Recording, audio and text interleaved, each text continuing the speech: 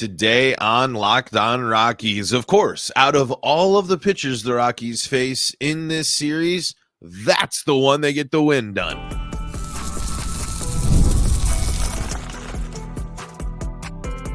You are Locked On Rockies, your daily Colorado Rockies podcast. Part of the Locked On Podcast Network, your team every day. Rock on Rockies fans, welcome into the Locked On Rockies podcast for today, the 13th day of September in the year 2024. I am your host of the Locked On Rockies podcast, Paul Holden, bringing you your daily Colorado Rockies talk right here on the Locked On Podcast Network, where you can find your team every day. And if your team is the Colorado Rockies, guess what? You're in the right spot, because that's what we do around here each and every day, free and streaming on your favorite streaming services, bringing you all sorts of fun Colorado Rockies breakdowns, talk, chatter, all that good stuff.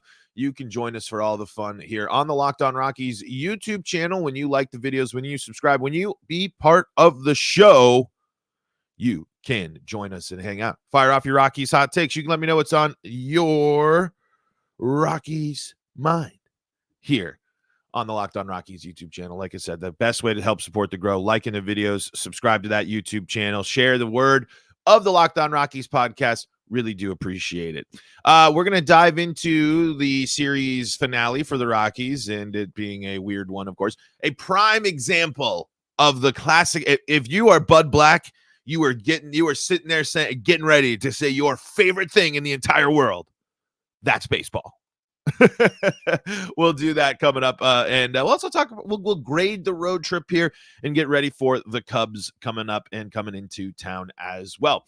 Before we dive into all the fun today, this episode is brought to you by PrizePicks. Go to prizepicks.com/LockedOnMLB and use code LockedOnMLB. That code's all lowercase, by the way, to win $50 instantly when you play $5. So, of course, in the game where the Rockies are going up against the American League Cy Young, Skubal there, the Rockies are the ones that end up getting the win. Yes, they fell down. They fell behind 2-1 at one point, but getting, good for Jordan Beck. I always wonder. One of the things that I think of, and I do wonder this, because I can't remember who hit one off of Kershaw last year.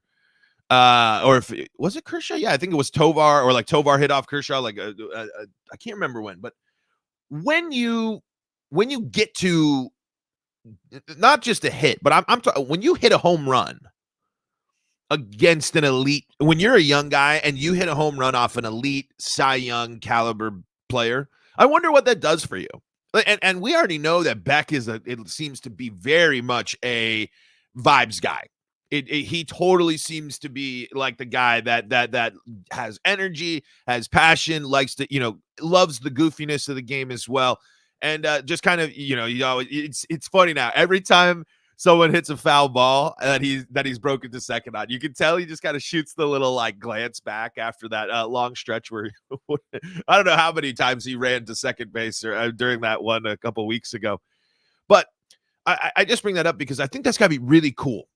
And I know that's not deep-seated analysis, and it's not going to change, the whole thing. But for the player itself, for the Rockies themselves, one thing that with the challenge of facing good to elite pitching all the time, usually within the division, and then of this year and this stretch lately against them outside of the division and throughout baseball, that has to feel good. I mean, no matter what, it's an added bonus the Rockies win that game last night. But if you can sit there and you can take away and you said, I got a pitch to hit against one of the best, and I did it, I think that's just one of those. It's one of those small little benchmark things that I really think could benefit the mentalities and the confidence of a player. And it doesn't have to be a young guy. You could be going through a struggle. You could be going through the slog. You could be going through it, an offer. And if you connect on a pitch, it probably doesn't really matter who's it's against. But if you're going through it and then you connect on a pitch against a good pitcher, I do think that helps, especially with how hard and frustrating hitting is in the modern game of baseball. It's got to be one of those tiny reliefs, I feel like, that can help take a little bit of the pressure off of you there and help you succeed. Beck doesn't get a hit for the rest of the game yesterday, but still a crucial one there for the Rockies to jump out, get that lead first. And unfortunately, the lead didn't last long there in the fourth. But on the flip side, it's good to see. It's good to see that that Beck was able to see the pitch, drive it, get the Rockies up on front, up ahead. And I'm continuing to really enjoy watching Beck play, and it's going to be really interesting to see how that continues to shape and form here for the Rockies throughout not only this season but going into next season as well, with the lost season for Nolan Jones and Beck facing the injury this season as well. It's kind of still an interesting thing with what you want to do with those guys and how much we might see them both playing right and left field here down the stretch to see. I know Jones will probably primarily play left, but the Rockies don't necessarily have a bona fide right fielder next year. I mean, of course, there's still Jake Cave and the Chris Bryant situation. But again, Chris Bryant can't be playing the outfield if his back can't stay healthy. Chris Bryant has to stay off the field. Like at this point, it needs to be that way. And then there's one thing that's interesting, I guess, with right field. It's like, are we really convinced Charlie Blackmon's retiring? Like, are we fully convinced that he's done and that the Rockies won't bring him back for one more year? There's been no fanfare. There's been nothing really.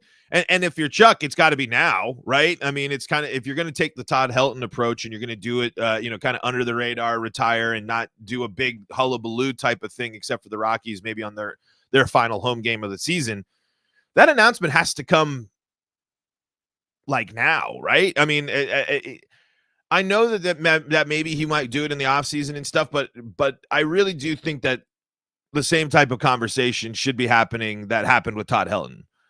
You don't just retire in the offseason, Charlie Blackmon. You announce it before and you let Rockies fans celebrate you at the end. But I watch him and we all know his personality, or at least the one that we know from as fans. And I don't know. I'm watching him and it's not screaming I'm done. It's not screaming I'm the tank is empty. The more interesting part of that, though, can the Rockies really afford to commit to another year of Charlie Blackmon? And I really just don't think the answer to that is yes. And it's not because he's awful, but the stats aren't great this year. The outfield logjam is huge. If you're going to stick with Chris Bryant, you have to open up that DH spot. And I mean, Charlie, he might feel like he can do it, but in terms of Charlie numbers here, it's not great. It's not awesome. It's not horrendous, but he's got a negative .2 WAR according to Baseball Reference, 9 home runs, 249 batting average, 45 RBI, 6 stolen bases, 318, 388, 706 OPS. That's not good enough to be the leadoff of the Colorado Rockies anymore. That's not good enough to be the leadoff batter for the Rockies. You can't not trust, but you can't have that be. That's where the loyalty thing gets in the way. I mean, we all love Chuck. We all love Charlie Blackmon. But he is facing one of the tough realities of a ball player at the end of his career with a team that needs to highlight and emphasize young players. And so if Chuck still feels like he can contribute, go take your shot on a playoff team and try to help them and see what they can do. I mean, I love Charlie Blackmon. Don't get me wrong. But Charlie Blackmon is on track right now to finish with his worst season since his rookie season. And while playing, I mean, it just, when you really look at things, it just, unfortunately, the writing is on the wall, which is a heartbreaker, obviously. But, folks, he played 96 games last year, 279, 363, 440, and the injuries were a problem for him. This year, he's 249, 318, 388. Go back to 2022, where he played in 135 games, 264, 314 OBP, a slugging of 419. In that time, he had 16 home runs that season, 78 RBI, 140 hits. And yes, that's in 24 more games, but still, the dip in performance is happening. And so that's going to be a tough conversation. But anyway, I kind of got distracted there. So let's take a quick break, and then let's come back, wrap up the let's put a bow on the Tigers series, actually get back to breaking down a little bit more of that last game, and we'll grade the road trip coming up here in segment number 2 of today's episode of Locked On Rockies. Before we do that, though, we got to tell you about the folks that help make this show possible, and that includes TonaI. For those of us who thrive on getting stuff done, including workouts, every minute counts. That's why you need TonaI, the smart strength training system that takes the guesswork out of working out so you can make sure you're getting the most out of every single rep. Even the most dedicated gym goers struggle with consistency. The commute, waiting for weights, other people sweat. It makes skipping a workout very tempting. With TonaI, you can choose from thousands of workouts and train in a way you actually enjoy at home. TonaI is the world's smartest and most effective strength training system that helps get you stronger. Powered by AI, TonaI learns with every rep so it can deliver workouts personalized just for you. TonaI learns from your movement and provides suggested weight recommendations for every move with detailed progress reports. They even create personalized program and workout suggestions or recommendations based on your individual goals. Right now, TonaI is offering our listeners $200 off your TonaI purchase with promo code Locked On MLB. That's TonaI.com and use promo code Locked On MLB for $200 off your purchase. That's TonaI.com, promo code Locked On MLB for $200 off. This is the Locked On Rockies podcast for free and streaming on your favorite streaming services, bringing you your daily Colorado Rockies talk, reminding you to check us out on the Locked On Rockies YouTube channel. Like those videos, subscribe there. Make sure you're staying up to date with all things Colorado Rockies. For your second listen today, go check out Locked On MLB. Our pal Sully's got you covered with all things playoff races, all things baseball, everything going on in the world of MLB. And of course, SiriusXM's got you covered for all your Rockies play-by-play throughout the season, so don't miss out on SiriusXM and the SiriusXM app. Okay, so I got a little distracted, unfortunately, going down a path that I don't think a lot of Rockies fans want to hear about, which is Charlie Blackmon's not great season and unfortunately maybe dwindling time with the Colorado Rockies. So want to revert to the game yesterday where the Rockies do in fact win 4-2. They get and it comes up big. Sorry, I have a work text. Will be good for the live. Okay. Anyway, in this game yesterday, it was a one where it was like you kind of had to just hold your breath, right? Of course, the Rockies were going up against the American League Cy Young favorite. The Rockies strike out a lot. It's just kind of like, oh boy, when you're looking at the matchup stuff, you don't love it. And the Rockies still struck out 10 times yesterday. But what I did like to see from the Rockies there yesterday was, it was at least yesterday.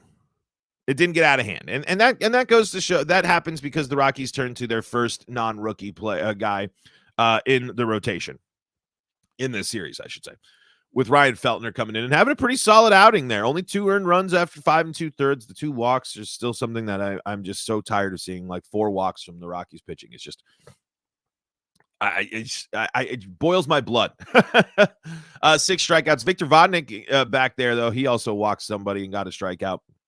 But really, this game was just the Rockies being able to hang in there, and it showed the significance of your veteran players, and Jacob Stallings continued to have a good day and a good impact. I believe there was a piece as well after the game where on MLB.com talking about the Rockies might be bringing Stallings back. There's or what the plan is for him, which not necessarily opposed to. It just is going to complicate the Hunter Goodman situation a little bit more. But you do need a nice solid presence back there behind the dish, and Jacob Stallings has proven to be serviceable and fine there. I mean, he has had good moments. He had the big 9th inning there yesterday for the Rockies. So again, my hopes were low going into this game, but you know what? It's interesting when you can. they bounced back, right? They got down after going up. They came. It was a bit of a dogfight going in there, but the pitching did its job enough. Ryan Feltner rebounded after giving up the 2 runs, settled back in, and it helped out.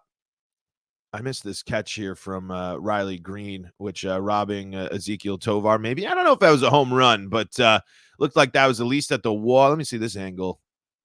Ooh, that might have been a home run. At least another Tovar double off the top of the wall. The Tigers, I liked watching them. I mean, I think that they're a fun team. I think they're a team that's got a lot of interesting stuff, and a team that I think the fans can really relate to Rockies fans with frustrations and struggles and things like that.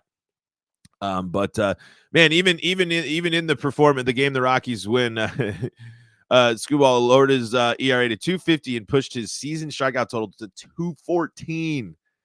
214 strikeouts. Oh my goodness. But we were talking about, Charlie Blackmon and the issues. He comes up, the veteran guys, the veteran presence was huge in that game for the Colorado Rockies. The Stallings doing his job, Charlie Blackmon coming in for the pinch hit, game tire there, hustle out single in the infield, huge plays. I mean, it takes it takes the whole team. It takes a complete team effort to do that. And it was really great. Again, usually the Rockies are the ones being frustrated and flustered and flummoxed in the 9th. It was good to see them again. They were the team causing the issues with Stallings again having an impact there. Brendan Rodgers getting on base again.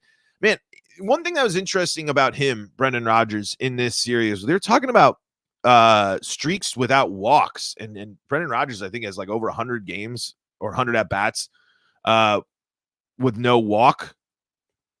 And I don't know if I mean, it's interesting because it's like it was being talked about as a good thing, as a compliment, as a highlight, as something. I was like, is that true? Like, is that really the case? Like, it doesn't seem like that's the case. It doesn't seem like maybe I'm so jumbled up about walks and walking and that type of stuff, because I don't know. I for me, and Brendan Rodgers obviously swings the bat well and does well, but if I recall, he's kind of on a cold snap of late, and it'd be nice to see him, generate a little bit more on base here. Yeah.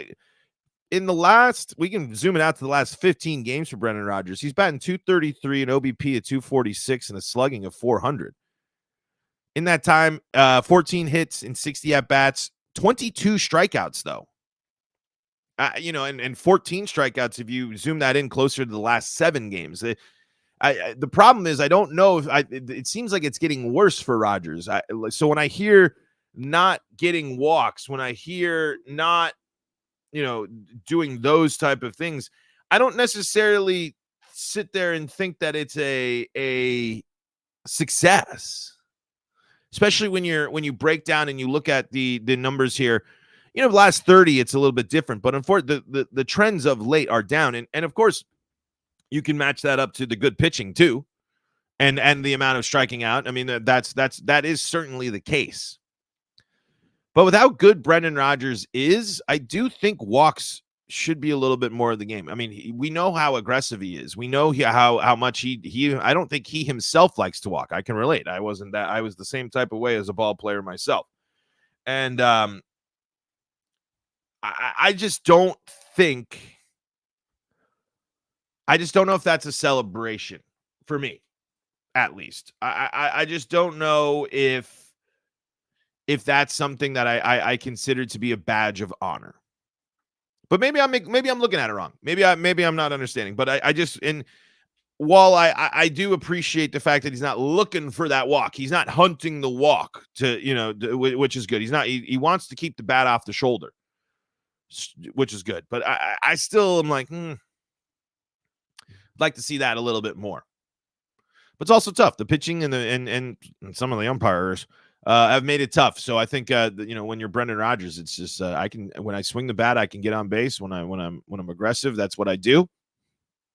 So still batting 270 on the year, 311 OBP and OPS is 720. So still some solid numbers there. Not dominant numbers here, but still some solid numbers. On track to finish with his right now. If the season ended, this would be his probably second. This would be the second best season of his career in some categories there. So we'll see how it all pans out. And if he's on track to this be the second season where he'll play over 130 games for the Rockies as well. So good sign there for Rogers. Really, at the end of the day, to wrap up there, the Rockies, got the job done. They had some luck from the baseball gods and got that win. And at the end of the day, when you're looking at this road trip and when we're thinking about grades and when we're thinking about overall performance, I do give it like a C, and that's about it. And I give it a C because they won. The Rockies got wins, but to get there, and in other instances, the Rockies were failed. I mean, the Rockies got shut out twice on this road trip. The Rockies got outscored on this road trip. The Rockies only won one series on this road trip. The Rockies didn't get swept at all at this road trip, which I did have a feeling that I did have a hunch that it could happen. Not getting swept. I felt Braves, Brewers, Tigers road trip. Great pitching. I had a feeling that it was going to be a tough slog, and I thought it might end up in a sweep there. But avoiding the sweep's a good thing too. But I'm not going to get over my skis here. I'm not going to get overly excited about everything that we saw. But to finish, to go on a long road trip, a 9-game road trip for the Rockies here, and go against really good teams, all playoff fighters here. I know the situation is really fluid for the Tigers and the Braves right now, but to go out there and get 4 wins on this, and to go out and get wins against good pitchers, against good staffs, matters. That is a good thing. So that's why you can't fail them. You can't give them you can't go way down as a grade. But I'm not going to sit here and be overtly like, yeah, they did it. Because it was still a losing road trip. It was still a road trip in which they struck out a ton. And it was still, there were still missed opportunities in this game. So, or not just those games. But not going to deny the fact that went better than what it could have gone. So I think a C is the most appropriate grade for the Rockies on that road trip. Let's take a look at the Cubs. Let's see what's ahead for the weekend. Coming up next on today's episode of Locked On Rockies. Before we do that, we got to tell you about our friends that help make this show possible, and that includes PrizePicks. PrizePicks, America's #1 daily fantasy sports app. They got you covered all season long. And it's not just baseball, it's the other sports as well. And you're like, PrizePicks, what's that? Well, it's America's #1 daily fantasy sports app with over 5 million active members. And it's the easiest and most exciting way to play daily fantasy sports. Unlike other apps on PrizePicks, it's just you against the numbers. All you do is pick more or less on 2 to 6 player stat projections and watch the winnings roll in. PrizePicks is the best way to get in on the action on sports in most states, including California, Texas, and Georgia. You can now win up to 100 times your money on PrizePicks with as little as 4 correct picks. PrizePicks invented the flex play, which means you can still cash out if your lineup isn't perfect. You can double your money even if one of your picks doesn't hit. Download the PrizePicks app today and use code LOCKEDONMLB and get $50 instantly when you play $5. That's code LOCKEDONMLB on PrizePicks for $50 instantly when you play $5. You don't even need to win to receive the $50 bonus. It's guaranteed. PrizePicks, run your game. We are also brought to you by our friends at FanDuel. FanDuel's got you covered as America's #1 sportsbook. So if you're interested in getting in on the props, on the game lines, on the over-unders, on the parlays, well, that's the spot to go. That's the place to check out America's #1 sportsbook, FanDuel. They got something a little different going on for you right now. Now through September 22nd, all FanDuel customers can bet $5 and get a 3-week free trial of NFL Sunday Ticket from YouTube and YouTube TV. Then with a YouTube TV base plan, you'll be able to watch every regular season Sunday afternoon out-of-market game. All you need is a Google account and a current form of payment you can cancel anytime. And if that's not enough, be sure to check out FanDuel's Profit Boost in the app and use it for FanDuel's Double Your Winnings all of this Sunday's action on the 15th pregame moneyline bets. Profit Boost will be live starting yesterday. So it's already up. It's already rocking and rolling. So you can go check out your account page and you can go learn more about your boosts. Just visit FanDuel.com. That's FanDuel.com and download America's #1 sportsbook. This is the Locked On Rockies podcast for free and streaming on your favorite streaming services, bringing you your daily Colorado Rockies talk right here on the Locked On Podcast Network, where you can find your team every day. If your team's the Colorado Rockies, you're in the right spot. You found us. Here we are. All right. We got the Cubs rolling into town here, and starting things off is going to be Austin Gomber going up against Javier Assad of the Chicago Cubs. A pretty good season for him. 7-5, 3.14 ERA, a whip of 1.34, over 131 innings pitched here for Javier. 111 strikeouts in that time, 56 walks, and 16 home runs. Again, we look at this all the time. That's important for us to look at here as well. The walks and the home runs allowed. That's that's the areas where we need to be concerned. 111 strikeouts as well. So not necessarily a huge strikeout merchant, but absolutely a possibility for the Rockies here. But I'm again 56 walks, 16 home runs. Just to put that in context, that's 20. He's pitched about 21 innings less than Austin Gomber. Austin Gomber has 36 walks this year, so 20 more walks than Austin Gomber. Only 3 more strikeouts than Austin Gomber, but again, he's done that he has more strikeouts than Gomber in less innings pitched. So the strikeout more of a factor for him than Austin Gomber, but still 16 home runs in that time. Again, the big issue, the big glaring thing, especially for Austin Gomber, 27 home runs allowed this year. 27 home runs allowed this year. Just like with any Austin Gomber start, just like with any Austin Gomber home start as well. Home runs, got to limit them. Got to keep the ball on the ground. Got to get the weak contact. And the Rockies are looking for a little revenge here. The Cubs throttled the Rockies earlier in April. The Rockies were swept in Chicago and outscored in those games by a score of, 26-10? Yeah, the Rockies were outscored 26-10, I believe, in that series. If my quick math is Yeah. Okay. And right now, Chicago fighting for the wild card spot there, and it's a bit of a doozy. So you know that they're coming in and they're a little hesitant as well. Not a lot of it's not a huge home run hitting team, as Ian Happ leads the team with 23 home runs, tying with Michael Toglia. But there is lots of offensive firepower in here. Remember, Seiya Suzuki's on this team.